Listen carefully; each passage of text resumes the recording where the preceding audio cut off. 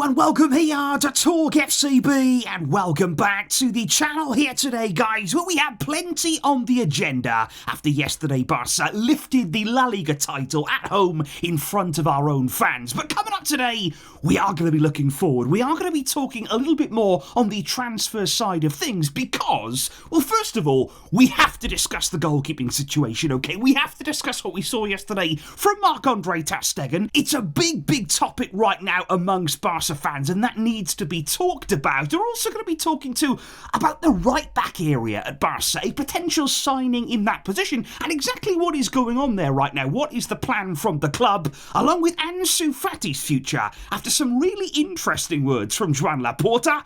It is all on the way, so get yourselves ready and let's do this. But I would like to kick off in today's video, guys, by saying a very big thank you indeed here to Hussein, to Kiroga and to Marvin. Absolutely fantastic here. Super thanks donations coming in on the channel. I really appreciate that, guys. And in general, just a really fantastic move. You know, I know we lost yesterday. I know the game wasn't exactly ideal, but it was great to see, wasn't it? The trophy lift after it there, all the players together, dancing around on the field. This is what it's all about, you know, this is what it's all for. A season of just hard work, you know, every 3 days pretty much the players have been playing, and they have now delivered that title. Really fantastic moment. But I would just like to say, guys, on this here, it was interesting from the media yesterday. You know, it was the final game at the Olympic Stadium in Montjuic, and a few of the journalists there came out and said, look, the players won't say it out loud, they have not said it publicly, but they cannot wait to get back to the Camp Nou. You know, they're happy now that this spell at Montjuic,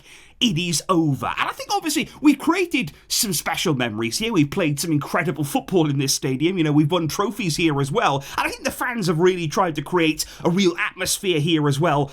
But it's just never felt to me like home. You know, I know many of us feel the same way there. It's just never felt as though that was our place, that was our stadium there. And I think that's something that throughout the past year or so, it's been underlooked. You know, we have been away from our stadium, from our fortress there in the Camp Nou, and yet we have battled against that. We have really come through that kind of obstacle. And I just think looking to next season now, the stadium's looking very good. You know, development, the work on there is going very well.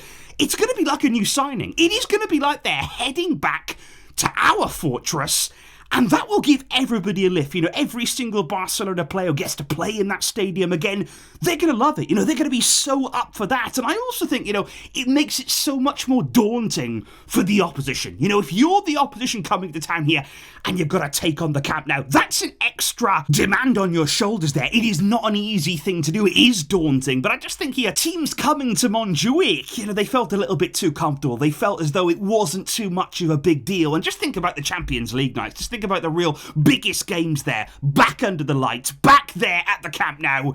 I cannot wait, and we're not far now from making that a reality. But indeed, guys, if we do circle back to what happened yesterday against Villarreal. Now, obviously, Barca, you know, they weren't fully motivated there. It wasn't the game that we were massively up for. At the end of the day, we had nothing really to play for. Villarreal had everything to play for. They secured Champions League qualification last night, and it wasn't going to be easy there to be coming up against a team who have that motivation, and they also have a lot of quality anyway. But can we talk here about Marc Andre-ter Stegen? Because let me just give you the headlines, really, from yesterday's game. He returned to the starting lineup there.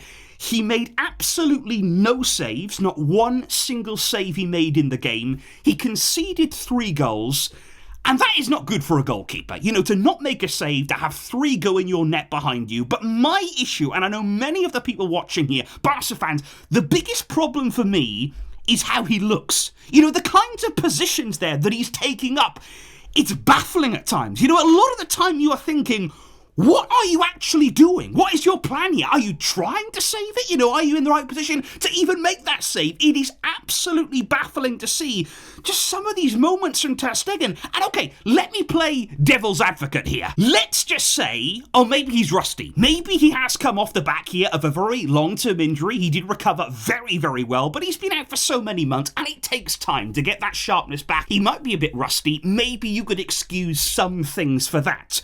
But then I would also just respond to that by saying he was like this before his injury. You know, let's not pretend here like these things that we're seeing from Ter Stegen, they've just appeared now. That's not the case at all. It is simply about him as a goalkeeper. And we've been sceptical for a while, because I would also say here, guys, we had doubts about him before the injury. We had real concerns about him as the long-term Barcelona goalkeeper before. Are we now saying that after an ACL injury, a very serious problem, he's 33 years old now, are we saying we trust him more? We've actually got more faith in him now after that injury? No, the doubt should be even greater. The internal conversations at the club should be happening even stronger now. We cannot go on like this. We need to look at the goalkeeping area. Because I would look at Szczęsny this season. You know, he came in, he was a breath of fresh air. Let me just say, he has helped us extraordinarily this season. In terms of winning the titles that we have, he has been a big part of that. But I think it says a lot there that a 35-year-old goalkeeper who was on the beach at the start of the season, he'd retired, he was still able to come in and, in my opinion, be an upgrade on Ter Stegen. Somebody that had given up. He walked away from the game. That is saying something there. And that must be a concern to the club. Because next season, Szczęsny will take a backseat role if he decides to stay at the club there. He's undecided right now whether to extend his deal or not. But he's already said, look, I will be the understudy. I'm happy there to be the backup goalkeeper. So he's already accepted that role. You've got Iñaki Peña. He is definitely going to be leaving. Him and Flick have not seen eye to eye this season. He's actually been very, very unhappy here in 2025 in the final months of the season. He will definitely be leaving the club. So what we have to do is sign a top keeper. Because can I just say, looking and thinking here about the Champions League, you need world-class quality in every department, but especially in your goalkeeper. Because in the tightest of games, in the biggest of matches, that can be the difference. That can be the make or break position. You look at the Champions League finalists right now. Inter, how good was Sommer? How good was he against us there? The saves that he made to deny Lamine Yamal, absolutely world-class, game-changing moments from him. And then on PSG's side, you've got Donnarumma. Now, he was man of the match for them in so many of their Champions League knockout games. He put in some absolutely huge performances. Quite clearly, if you want to win the Champions League, you have to be able to rely on your goalkeeper. And I think that's why the news today, and I think that's why the report that we are hearing from Ashraf Benayad, who is a very reliable journalist there when it comes to Barcelona, he has said after yesterday's game, Barca finally are considering a new keeper. They are considering the possibility here that it might be time to go into the transfer market and solve this problem. Because anyway, guys, we need something long term. You know, Ter Stegen is not a player here who's young, who's going to improve, who's going to get better, who's going to change. What you see now is what you get. This is not going to change. If anything, he may continue to decline as the years go on. So what we have to do here, we've got to be proactive. We've got to act like the big club, like the huge club that we are.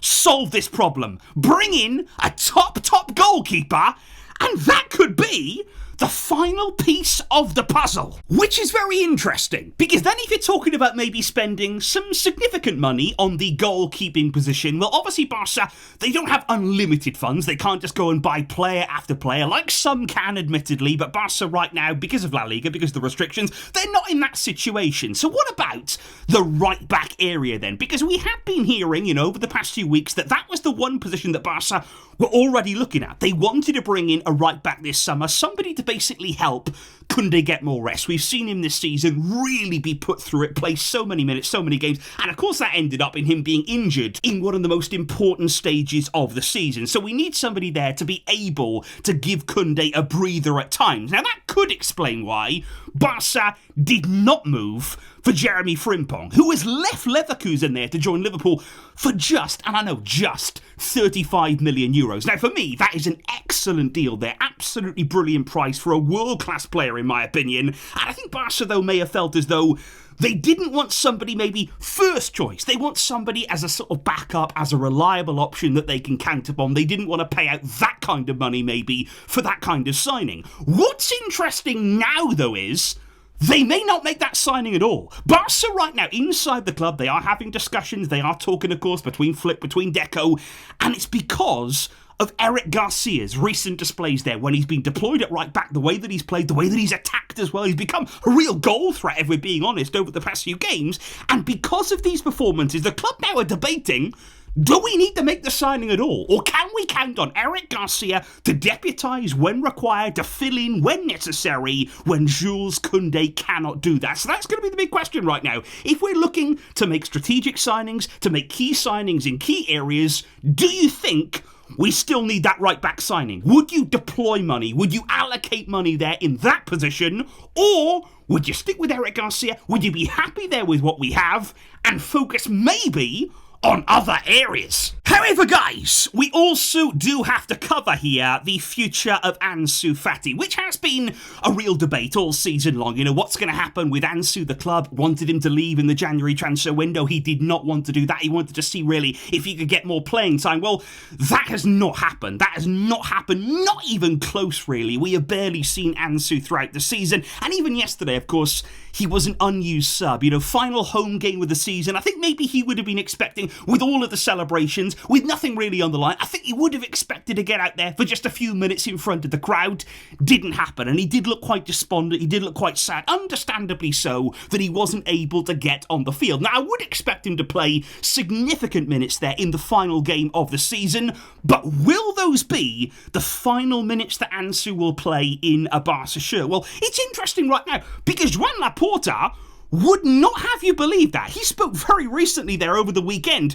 He said, we want Ansu to continue. He has a valid contract at the club. He's an extraordinary man. He contributes a lot to the group. I always say that he's the music of the team. He's a player who's gone through difficulties, and I'd love for him to return and get more minutes. So Laporta, on the face of it here, is saying, oh, Ansu, he's going to stay. He's got a contract. Now, I do think when you listen to Laporta, at times you've got to think, okay, is that actually what's going to happen? Or is that just what he's telling us right now? Because it is true, Ansu does have a contract. He is a great guy. I'm sure he is great to have there around the group, and we all would love him to come back and get minutes here. But is that actually going to happen based on what we've seen this season, based on the lack of minutes there, and ultimately the lack of trust really in him from Hansi Flick? Right now, I'd say it was unlikely. I would still say that heading into this summer, depending on what Ansu decides to do, because yeah, that contract, it is a big one. He may not walk away from it. We don't know what's going to happen. But as of right now, his future, it remains in doubt, in my opinion. But indeed, guys, I would like to know in the comments down below here, what do you think, first of all, there on those Laporta words on Ansu? Can we read anything into them at all? Do you believe that he will be at the club next season, or will he be departing?